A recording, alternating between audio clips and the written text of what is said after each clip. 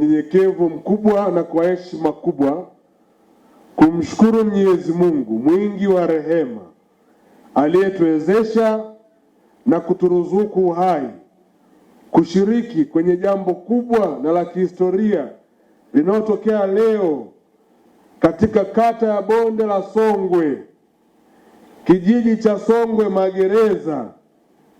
Leo dunia, Afrika, Tanzania na Mbeya inashuhudia jambo kubwa la kihistoria ambalo Mwenyezi Mungu ametupa nafasi sisi kulishiriki. Mradi huu ni mradi wa uzalishaji wa madini adimu ambayo hayapatikani kila sehemu duniani. Kwa mkoa wetu wa Mbeya, madini haya yanapatikana hapa tulipo. Kwa Afrika, bado Tanzania ndio itakuwa sehemu ya kwanza kuchimbwa madini haya.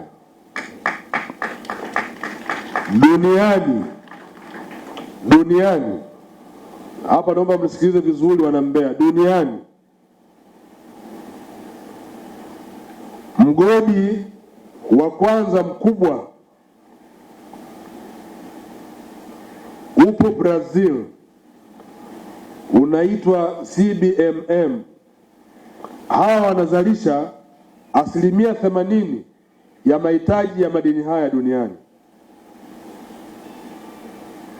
Mgodi unaofuatia kwa ukubwa uko Brazil hapo,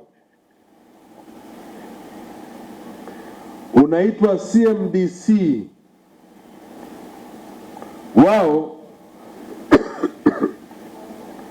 wanazalisha 11% ya mahitaji ya madini haya duniani. Mgodi wa tatu unaitwa Magris Resources huko Canada. Hawa wanazalisha 6% ya mahitaji ya madini haya duniani.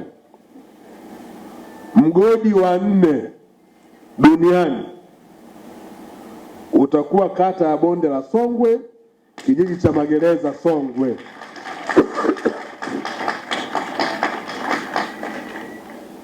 Utakwenda kuzalisha 4% ya mahitaji ya madini haya duniani.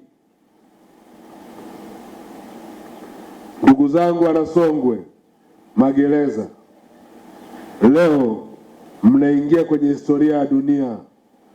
Kama kuna watu walikuwa hawajui Songwe Magereza, leo mnakwenda kuingia kwenye historia duniani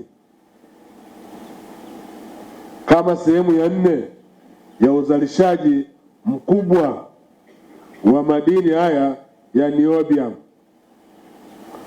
Hapa zitazalishwa tani 100,000 kwa mwaka katika eneo letu hili. Ni manufaa makubwa sana, ni jambo kubwa sana, na ndio maana mnaweza mkaisikia sauti yangu. Nimekuja nikiwa mgonjwa, nilisema siwezi kuliacha hili jambo la kihistoria liweze kunipita. Nimeamka hivyo hivyo, nimekuja kushuhudia jambo kubwa la kihistoria siku ya leo, kuona mradi huu unafanyika hapa. Mmesubiri kwa muda mrefu sana. Leo tumekuja kuvunja ukimya, jambo hili lianze. Mungu asaidie, manufaa myapate, maisha yabadilike, wananchi wa bonde la kata Songwe.